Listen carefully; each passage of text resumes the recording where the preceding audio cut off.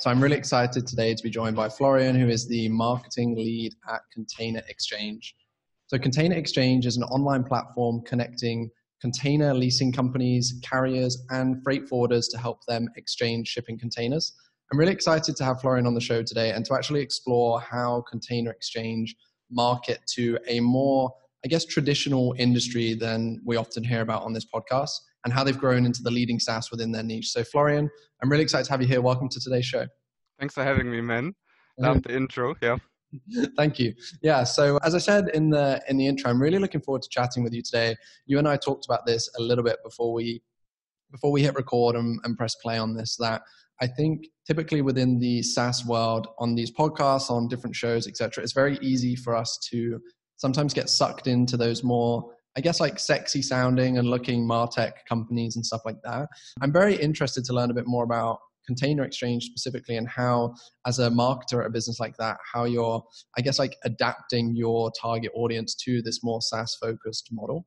Maybe to just get things started, I gave a brief intro. Hopefully I did an okay job of that, but maybe you could let us know a little bit more about Container xChange and kind of what you guys do for everyone listening. Yeah, perfect. Yeah, man, you did a great job. When I joined 2 years ago, I didn't know anything about container logistics. When I started, my target audience was more on Instagram and Snapchat. And now with Container xChange, we are targeting container owners and users. We connect them on our neutral platform to make it easy to use third-party equipment, because most of the time they have equipment in a location where they have no demand. That's why they go to a Container xChange to find a partner who kind of repositions containers. And yeah, I mean, our target audience, you named it correctly, are leasing companies, freight forwarding companies, carriers. And if you talk about the people behind these companies, most of them are male, 50 plus. They are in their industry since 25, 30 years. So yeah, in the beginning, it was a huge challenge for me to kind of adapt to the target audience. But like shortly after starting, I realized that it's actually a big opportunity, because I mean, we talked about it briefly already, that in other industries, you have millions of webinars, you compete with many other companies. And for especially me in marketing, there's almost there's no competition when you run webinars, even for email marketing, PR. So people are actually looking for these stories, and that's a huge advantage if you kind of look at how other SaaS companies are doing or solving challenges, and you apply it to container logistics. It's perfect.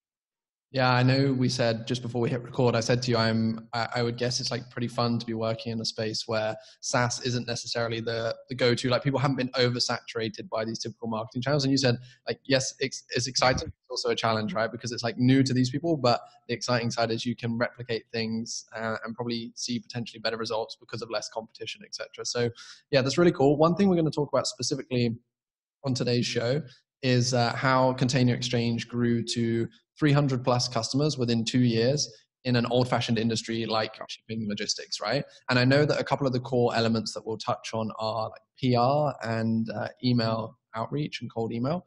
But before we head down that road, maybe let's set the scene a little bit in terms of what the business looks like at Container xChange. So I know I just said in the intro that we'll be talking about how you got to 300 plus customers.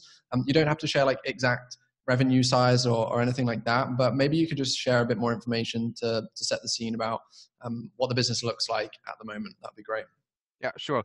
Basically, we're a SaaS business. People pay a monthly subscription fee to access the entire platform. In addition to that, there are some variables in terms of payment handling, and people can book premium features. But that's basically what we do. Our target audience are mainly small and medium-sized companies, but also these big enterprise companies such as Kühn & Nagel or Maersk that I think everyone knows. And yeah, when I started, we were 8 people in Hamburg, Germany. Now we grew to a team of, I think we're 65 now in 2 years. So that was what was quite a steep learning curve for myself, but also some growth for the company. And yeah, and PR, email outreach were specifically 2 things that we used. And especially for myself in the beginning, email outreach is something that you can, it's pretty much you press a button and it starts to grow if the setup is correct. And then PR was something that we build up for a longer period of time. Yeah. I was looking on on Crunchbase as well before we did this interview. And I know that it said on there that you guys raised like a Series A round in 2019. So I just want to make it clear to everyone that although we're not sharing like specific revenue numbers, most people know what it takes in order to come on this show. Like you guys definitely are at a point where it's not like a super early stage business anymore. You've seen some good. Yeah, maybe to set the stage. Originally, our two co-founders started at the Boston Consulting Group. They were consultants for, I guess, more than 5 years. And then they slowly built the first MVP still back at BCG. And then now, a little bit more than 2 years ago, they spin off with the help of two venture capitalists. And now, actually, a few months ago, we raised our Series A to kind of grow this more from a smaller group of customers to the entire industry, basically. Oh, awesome. And what does your marketing team look like at the moment? Because I know you said you've seen a lot of growth, like from 8 people when you joined to 60 something now. How many people are in marketing? What does that look like? Perfect timing, because we just hired our first marketing graphic designer before I jumped on the call. That's really cool. Other than that, I'm kind of leading the team. We've got someone for social media and events, someone for SEO content, and then one person for email outreach. But what we learned is that we have a few freelancers here and there that kind of support us on different channels, which is super useful for us as well.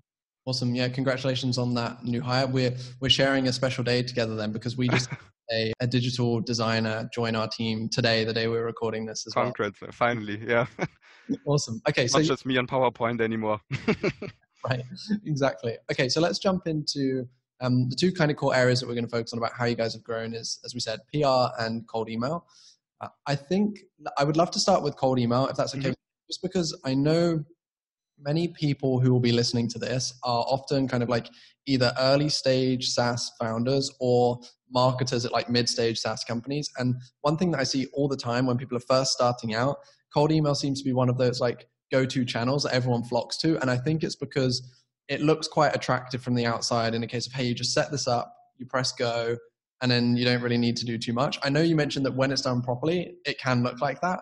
But I know for probably 85 to 90% of the people that look at it from that angle of it being like a quick win, often that's not the case. So maybe to begin with, you could share a bit of like an overview story of how you guys have approached cold email. And then we can jump into a few specifics, because I know you said you wanted to share some some really actionable stuff, which I'm really excited about. But yeah, maybe if you could set the scene a little bit first about how you guys have approached that.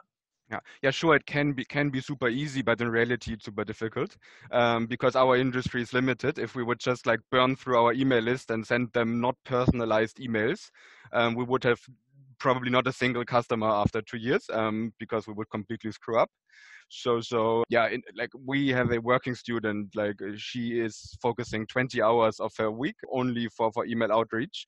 And if I kind of start at the beginning, it starts with list building. So super crucial to have the right lists ready. And then we have a few freelancers who we always call it lead qualification, but it's more data enrichment. People who find contact persons, most of the time managing directors at these small and medium-sized companies.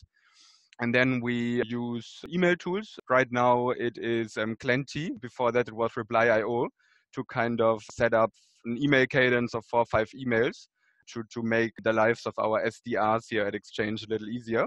Because some people get back to us, they're like, hey, we're super interested, where can I sign up? But then obviously the major part just receives that emails, they open emails, and then they have at least heard from us once or twice before an SDR reaches out on the phone. And this is kind of our rough setup. But then like that's super, super easy. But then when it comes to smaller details, it's super, super tricky. Because if you start at the beginning of it, no one really likes that job of like stalking people on Google, LinkedIn to find contact information. And it's easy if your target audience is Apple or Microsoft, but it becomes super, super difficult if it's a small freight forwarding company in Pakistan, for instance, with like 5 or 10 employees. So finding the right freelancers, keeping them happy, motivating them, making sure they deliver good quality is the biggest part of being successful in email outreach, I'd say.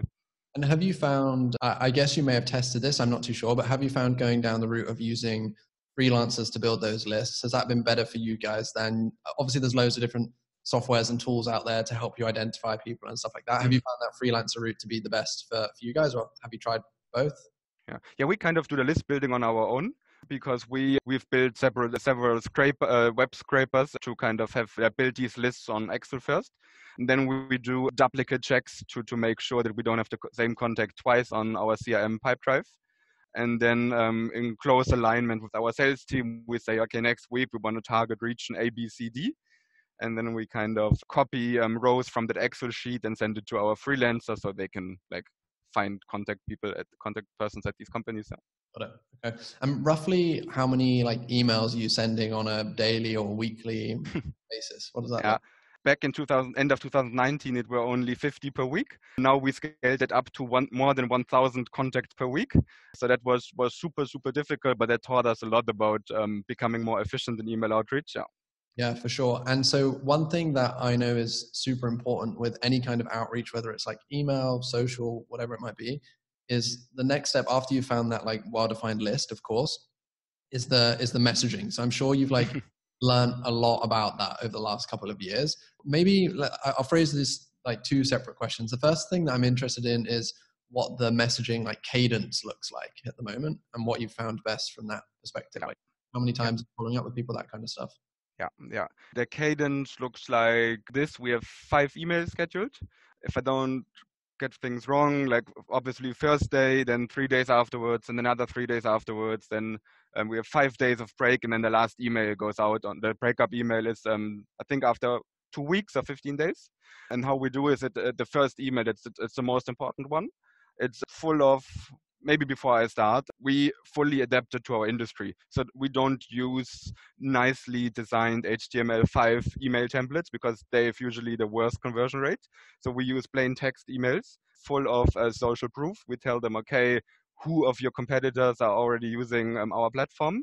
And then what was super difficult in the beginning, and I think this is what sets us apart, is that we directly include 2 concrete offers that we have on our platform.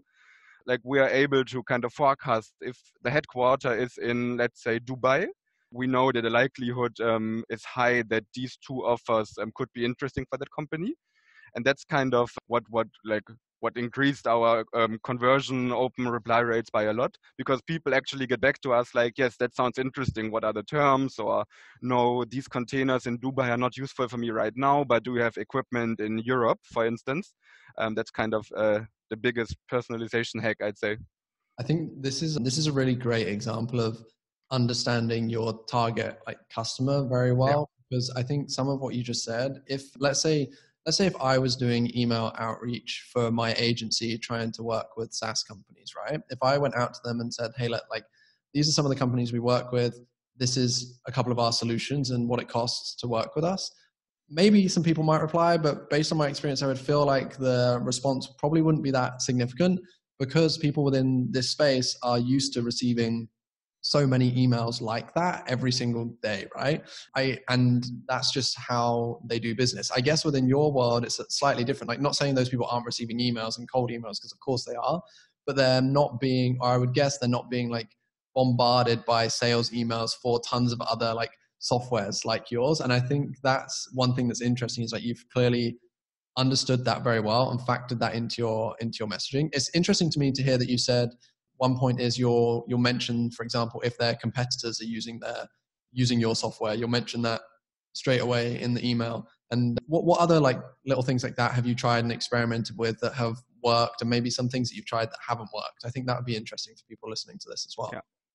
Yeah, I think our biggest learning is to not design this as a marketing email, because if it has a like super nice subject line, nicely designed graphics and so on, people immediately delete it. It's like marketing, not interested, bye. And we adapted to that because in our industry, people actually share these stock lists and offer via email or via social media. And yeah, the best subject line, for instance, for us is quick request. That had absolutely by far the biggest open rate for us. And the way we look at these emails is not, we don't want to directly sell to someone. Our goal is to get a reply and like create some interest. So we're not like, okay, our tool costs us this much and you can sign up here and blah, blah, blah. It's more like we want to set the stage, we want to get them interested. And then if they're interested, they talk to the sales team, they get to see the product. And this is kind of how we see email marketing as part of the overall sales funnel at xChange. Sure. So you're not asking them in that first email to like schedule a call or something like that. You're just trying to initiate a response, right? Yeah, we don't really like, it does not work if you ask them, hey, would you be free tomorrow 4 p.m.? That does not work. What we do is like something like, hey, are you interested in seeing how company A, B, C, D are using our platform to create value or for a specific reason? That's that's what really good. Yeah. But people usually don't get back to us and say, yes, I'm interested in seeing how my competitor uses this. The biggest reply rate is for, yes, I can use this offer. This offer sounds good to me. Can you please give me another offer? This is where we see the biggest interest. Okay, interesting. And are you combining any like touches on social with your emails as well? Like, are you combining emails with LinkedIn, or are people in your space not too active there? Like, I'm interested to find that. Yeah, no, I investigated a lot about that in the last weeks, and actually not so far. How we set it up, we have 5 emails, then 3 phone calls. If they don't reach them, they get retargeting emails a few weeks afterwards. But what I find super difficult on LinkedIn, for instance, is that you cannot sync it with your CRM system properly. So chances are high, especially in our industry, that you reach out to existing customers, to people you have already talked to. And that's kind of like, at least from my perspective, unprofessional. That's why we have not found a good solution for that so far. Maybe Sure. you know more about it. How do you do it? So yeah, so I don't do that anymore. Like I don't like we're fortunate now where we're not doing any outreach for Hey Digital. Like everything's Love it. Yeah. inbound, which is great. But when I was like first getting started and I was just trying to like be a bit more growth hacky, I guess, right? Like I was doing different email outreach, different LinkedIn outreach. I'm not sure if they're still around now, but of course, I'm sure most people listening to this know about a couple of the different like LinkedIn automation platforms and stuff like that. I know there are some that have like Zapier integrations, which would then mean you could connect them with the CRM. But I haven't used one for a while, and I'm pretty sure they are a little bit ropey sometimes. You're not you're not supposed to use that kind of stuff, but I guess depending on what stage of your business, people don't really care about that.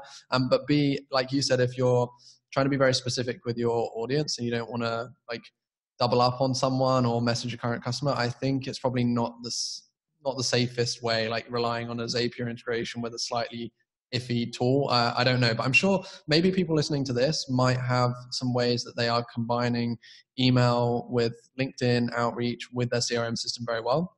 If they do, I'll actually, if you're listening to this and that's you, I would encourage you to like either message me directly. Florian might be interested in hearing from you as well. So his More than interested, yeah. his LinkedIn and stuff will be underneath the show notes for that. And maybe if someone's doing that really well, that could be a cool podcast episode as well. Okay, so let's talk a little bit about PR because I know that's important to you guys. And I kind of feel like some of that might also tie in with your email strategy as well. But tell me a bit more about how you guys have used PR to help grow Container Exchange. Yes. In our industry, there's 5, 6 really, really important website magazines, and you really want to be in those, featured in those. And there's obviously a handful other magazines that are nice for us to be featured inside them. But how I see PR is that we don't want to create these boring press releases. Hey, we launched feature A, B, C, D. We're the best company ever. Can you please write about that? So from my perspective, it's always having unique data, combining it with something newsworthy, in our case, COVID-19 now, and then chances are high that this somehow goes viral within an industry. To give you an example, we have developed an index to forecast container availability in most of the biggest port locations worldwide. And this was really nice for us to combine that data that no one else has with COVID-19, because that put us into a situation where we could pretty much forecast container supply and demand and gave them tips on how to reposition equipment. And yeah, that actually resulted in like calls from The Economist and from TV interviews at our office. And that was really, really successful, yeah. Also in terms of inbound leads. Yeah. Yeah, I was going to ask, and that I'm guessing that led to like leads for the business as well, right? Yeah, definitely, yes. But you like, at least in our industry, there's not you cannot really like scale the business with PR, but it still plays an important role, because if you are featured in these magazines, it's trust building, people at least see you, but it's difficult to like only scale through PR. That's why it was always important to have that email outreach set up next to it. But definitely, and I think it's super, super important in PR to kind of have these like personal relationships with people, because if you cold email them and just share something with them, no, like they will immediately delete your email. But if they know you, if you have really if you have really like good relationship with them, you can just text them on LinkedIn. And sometimes it's even as casual as like, hey bro, we developed this solution. Could it be interesting for you? And then you go from there. This is the most important part, to kind of understand what they want from you, understand how their business works, and then deliver them great stories. That's a win-win situation for all of us. How often do you guys go about kind of building out, because it's almost like a little side project, right, that Yes. ties into business? Like, how often do you guys go about building those out? Obviously, it makes sense given the current situation in the world, like why you would do something like that. Do you then have like a calendar of, hey, every 6 months we're going to try and do something to get us some more coverage, or like, how do you approach this kind of thing? Yeah, not so much with like specific features. That's project, and ideally it works out well that we can also use it for a press release, however we want to call it. But we were super successful with market reports, I would call it. We aim at publishing one market report per quarter. Like last one, for instance, was that we set up 2 fake companies and did a mystery shopping report. That was quite successful, and where we kind of tested our audience and potential customers, found out how good or bad they are with SOC containers, the type of containers that we deal with. And then we first of all had a nice report, and we could like show them like black and white, okay, this is how you perform compared to your competition for enabling sales and like getting in touch with them. And the other part was like having unique data again for a press release, for a lead capturing and so on. So that kind of like was super good for us in both directions. Yeah, I think those are two things that are really, or one thing that's really interesting is that point around having unique data, and also having unique data within an area that is actually interesting to your target persona. Because like what you've said in those like market reports that you did, in the piece that you did around COVID, like that tracker, none of that is directly positioning Container Exchange as like features and products, but it's all stuff that is interesting to your target customer and can tie back into how using something like Container Exchange can help them and support them. And I think that's like one huge takeaway that people can take from this when they're thinking about any kind of PR, or even just, to be honest, like marketing assets that they're creating in general, is not always going down the route of everything being about you and your product and this new feature. Instead, trying to build stuff that's actually interesting and relevant for your target customers, especially when it's like industries where maybe your sales cycle is a little bit longer, or people need a bit more warming up and education, and it's not just a quick transactional purchase where someone sees an ad and then buys something straight away. So yeah, okay, I have a couple more questions before we start to wrap things up. Like if a SaaS like marketer comes to you and would say, hey, look, Florian, I know that you've done a good job scaling out cold email at Container Exchange. What would be like one tip that you have for me? Like I know there's so many different things, but what's like one thing that really comes to mind to you personally when it's thinking about building out a successful cold email campaign? To be honest, for me, it's always about the people, because of course you need to technically set up templates and like the tools you use. But for email outreach, it's the freelancers in the end that find contact information for you, and that's the most crucial part, to incentivize them first of all, to motivate them, to keep them happy. And also with freelancers, it's not just like a service provider and you pay them for a certain amount of contacts per week. But if you like establish a nice relationship with them, if you treat them as friends, they will be more happy. You will be more happy, and that's the most important part, because it might be easier in other industries, but you need these people who manually look up like people on LinkedIn and Google, and they need to know all the like small tricks. And the more motivated they are, the more you can trust them, the easier it is for you. Because the worst thing you can do is that you have these freelancers, they send you a batch of, let's say, 100 contacts. And if you have to manually check all of them, you can forget to scale. It will never work. So this is the most important part. And then in terms of like tools and templates, the best thing is, you got to start at one point, and the first email templates will probably suck, but then you like optimize over time, optimate them over time. You get better, you find better tools, you become more efficient. But in the end, it's always about the people. Yeah, for sure. And just quickly, how do you go about keeping those like freelancers motivated and happy? What do you do to do that? Yeah, we tested to like incentivize them with money. If you find one contact, you get this amount. If you find a second one, you get even more. But to be honest, it was the worst decision that we made, because that like changes the conversation you end up only talking about money. You end up talking about 5 cents, say, hey, I found this contact, blah, blah, blah, and that was not my fault. And that's the worst thing you can do, the worst thing that can happen. So I mean, you treat them like you would treat a friend.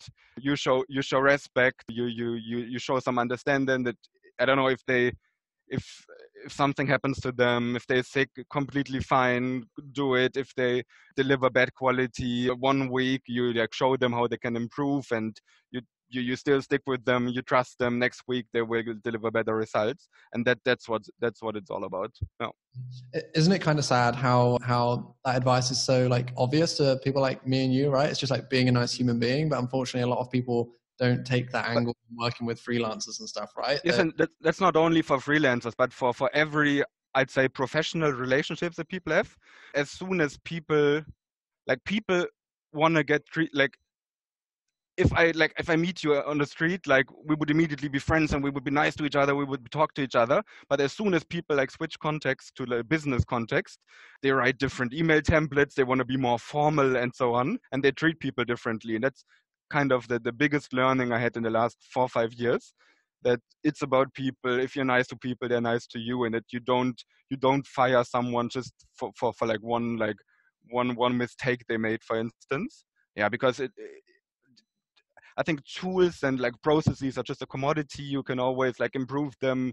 You will find better tools over time, but you need to rely on a team and the people you surround yourself with. That's single most important thing in every industry.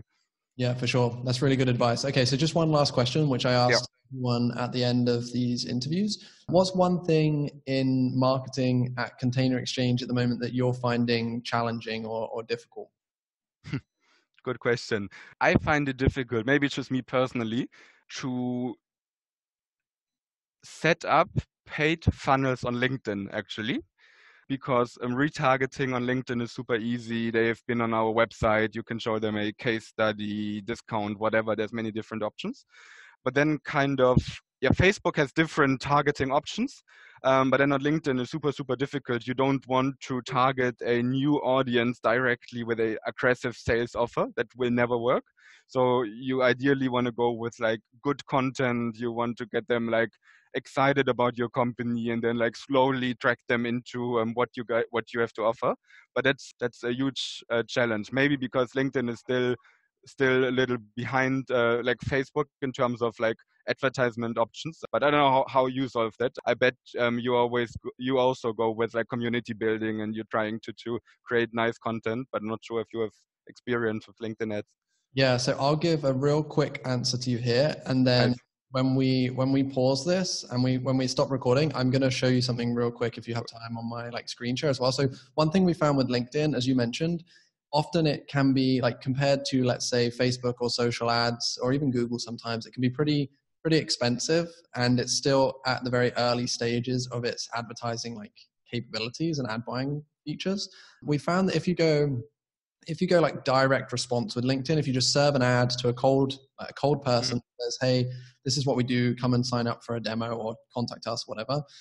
Often it doesn't work too well. And if it does work, the costs are very high. Sometimes that doesn't matter too much because often the lead quality is better because you're so stringent on the targeting. But you could pay the same amount on Facebook and get like 3 times as many leads, for example. However, one thing that I would recommend, that I'm going to show you after this, is LinkedIn conversational ads. So they're new, they're in beta testing, but I actually think, although it's beta, I think everyone has access to them. Yeah.